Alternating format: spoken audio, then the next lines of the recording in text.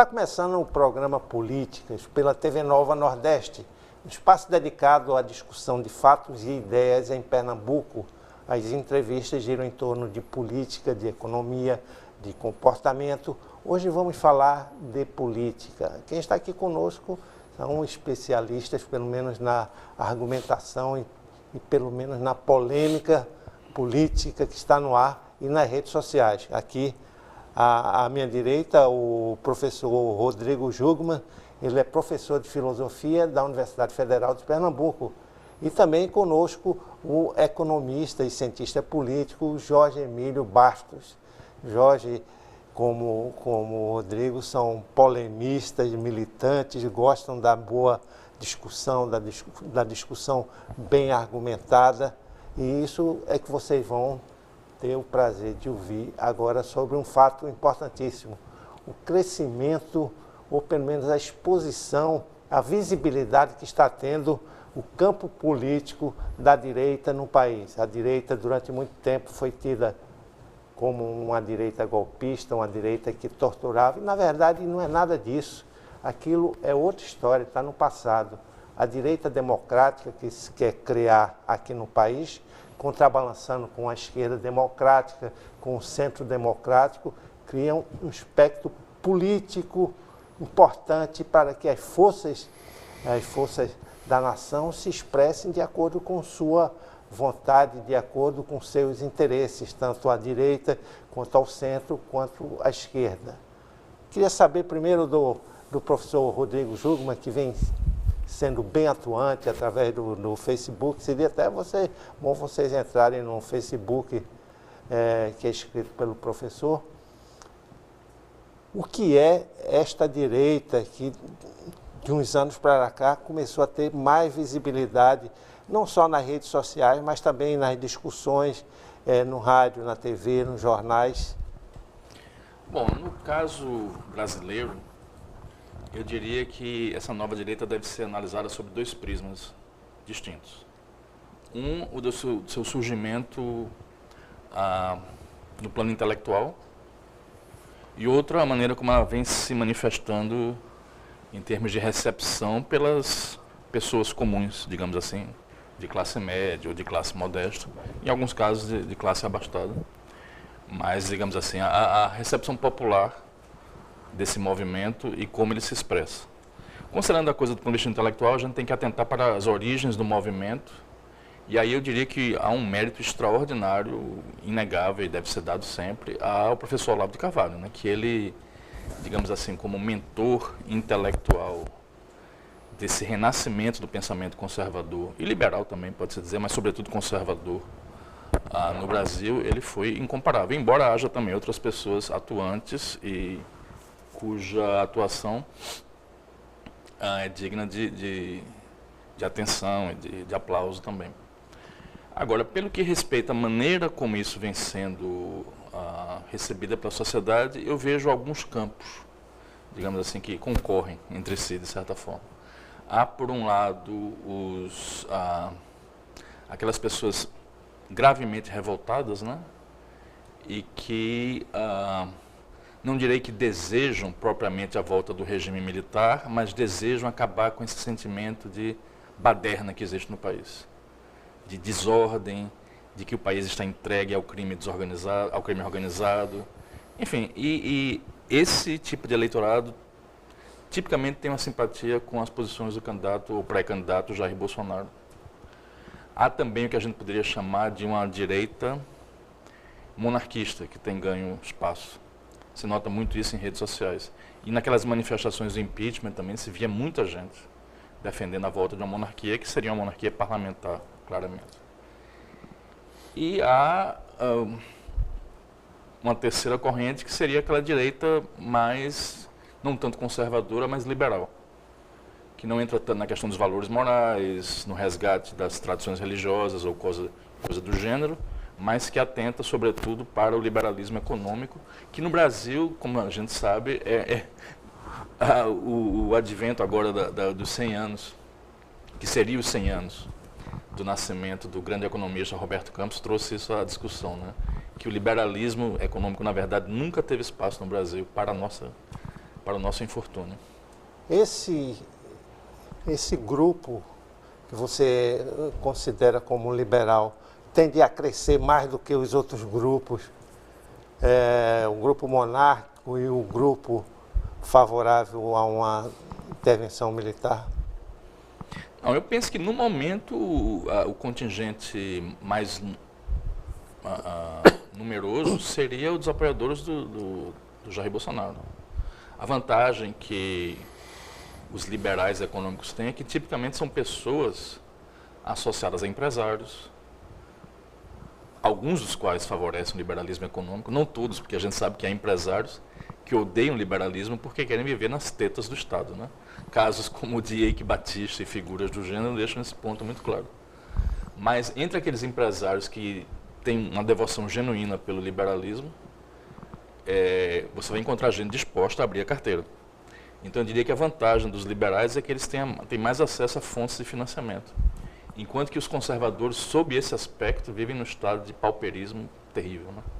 Jorge Emílio, ser chamado de direitista, até um certo tempo atrás, inclusive na nossa geração, era o sinônimo de um palavrão terrível, de ser excluído dentro de grupos sociais pelo simples fato de não concordar com todas aquelas tratativas, todas as palavras de ordem da esquerda. E o que é ser direitista hoje?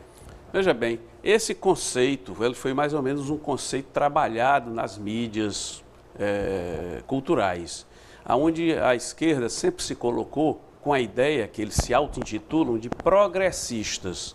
Portanto, todos aqueles que não estivessem engajados com a ideia do progressismo, quer seja o progressismo ideológico, partidário, na militância da esquerda, era considerado conservador e anacrônico, o velho.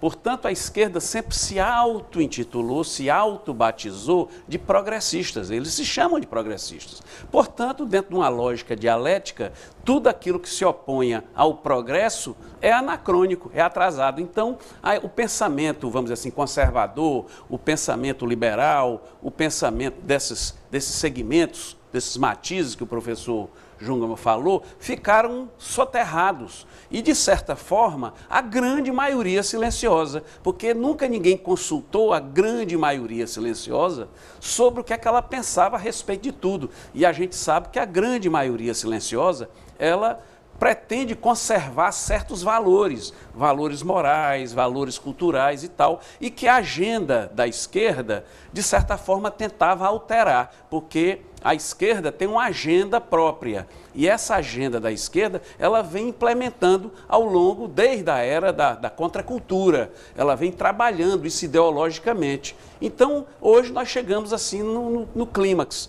Os governos, os grupos de esquerda, da chamada esquerda progressista, entre aspas, assumiu o poder no mundo inteiro, no Brasil, inclusive, na América do Sul, na América Latina. E aí, qual foi o resultado disso? Foi esse fracasso governativo, essa desordem, que, associada a outros fatores, colocou a esquerda em xeque. E aí, esse pensamento que estava submerso, que é o pensamento da grande maioria silenciosa, aflorou e aí diversas manifestações se apresentam hoje, que estavam soterradas, ou que estavam obstaculadas ou obnubiladas por essa poeira que a esquerda, que dominava as mídias, tentou afastar do grande debate. Então, como dizia-se, havia até uma certa vergonha em você se intitular como, se posicionar dentro do espectro ideológico como de direita ou conservador, porque era logo taxado, né, era logo criticado, era logo,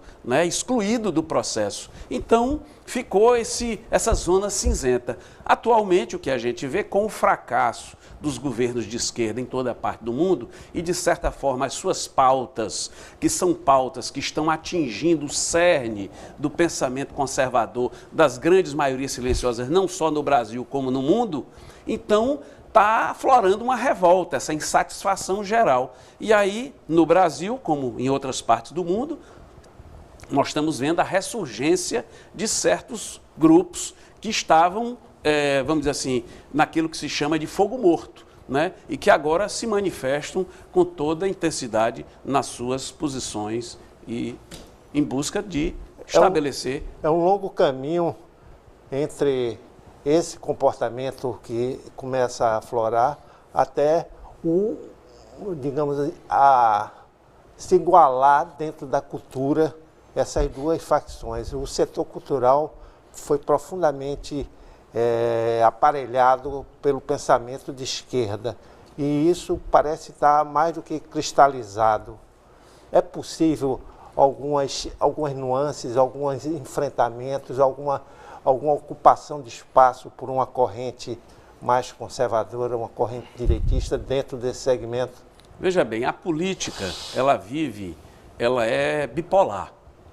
Aí você tem da bipolaridade, ela transita de um polo a outro. No meio você tem o centro. Então, como se poderia dizer, a política é binária. Ela é 0 e 1, usando aqui uma linguagem de informática. Então, o que é que acontece? Nós tivemos agora a hegemonia durante esses últimos 40 anos no mundo do pensamento de esquerda, não só como forma de expressão política, cultural e ideológica e maciça. Só que esse pensamento e toda essa visão política, ela esgotou-se, exauriu-se. E agora, a pauta que a esquerda vem defendendo, ela começou a entrar, além do desgaste político dos governos de esquerda, que é uma questão material, né, o desgaste material, por vários fatores, inclusive a corrupção, que também a esquerda se envolveu na corrupção em larga escala. Aí esse precário equilíbrio que eles criaram artificialmente, daquilo que se chama pensamento único, porque eles advogam a tese do pensamento único. Eles vão modelando, e esse pensamento único é exatamente o politicamente correto. Ou seja, ninguém pode se manifestar de maneira contra, ou ter qualquer pensamento contra, porque passa a ser já uma figura objeto de exclusão, né? Então, isso agora ruiu. Tudo isso ruiu. Então, nós estamos vivendo exatamente a contrafação, onde eles estão sendo exatamente condenados pelas suas ações, pelas suas gestões, pelas suas ações políticas, né? E o mundo está buscando outras alternativas. E vivemos nesse caldeirão de cultura, onde essas questões que estavam submersas, estavam ali congeladas, de repente emergiram tentando encontrar um caminho para a sociedade. Professor, o seu depoimento nas redes sociais, que usa muito, é exatamente isso de um grande conflito dentro das universidades brasileiras, principalmente a universidade pública, a respeito desta questão política ligada à direita e ligada à esquerda, inclusive. Já aconteceu algumas violências em relação ao senhor, o seu gabinete foi invadido, há uma agressão contínua de alguns alunos que continuam a soltar graça, a querer perturbar qualquer discussão mais séria sobre esse tema. E eu queria saber a sua visão dentro da universidade, essa possibilidade de discussão democrática existe ou a questão, como diz o Jorge Emílio, do pensamento único continua cristalizado dentro da universidade? Olha, o que ocorre é o seguinte, né? No momento em que essa esquerda que se pretendia completamente hegemônica, que desejava ter 100%, literalmente 100% do domínio dos espaços de expressão intelectual, artística, cultural e assim por diante, a partir do momento em que ela se vê desafiada, ela entra em pânico. Ou ela finge que entra em pânico. Porque é típico do movimento esquerdista internacional que quanto mais seguro ele está, mais ele se finge de frágil. Isso foi típico na história do movimento esquerdista. Então, por exemplo, havia situações na antiga União Soviética em que Stalin detinha o poder completamente. Mas se houvesse um ou dois, um punhadinho de pessoas que de alguma maneira o contestassem, isso era logo taxado de uma grande rebelião, de elementos direitistas que desejavam a volta do capitalismo. E em geral nem eram apenas comunistas dissidentes, né? Então isso faz parte da tradição esquerdista. Quando eles veem uma pequena oposição que seja ao seu domínio. Eles tratam imediatamente de fazer um imenso carnaval em torno disso, como se houvesse uma pavorosa direita ressurgente à beira de tomar o poder no mundo todo a qualquer momento. Então, nas universidades, aqui para trazer para o nosso caso local, o que ocorre é, de certa forma, uma manifestação local, né, mais comezinha de um fenômeno semelhante, que é o seguinte: num ambiente como o ambiente universitário brasileiro, sobretudo na área de humanas, em que eles detinham 100% do poder, pelo menos entre aqueles professores que se arriscavam a falar, a se manifestar, a dar a cara a tapa, digamos assim, 100% dos espaços. Quando um ou outro começa a se atrever mais, começa a se manifestar mais duramente em redes sociais, em eventos, etc., eles entram em choque. Porque, como eu disse lá na Câmara, esse pessoal, esse pessoal da esquerda tem uma vocação totalitária muito acentuada. Idealmente, para eles, não haveria um único contestador.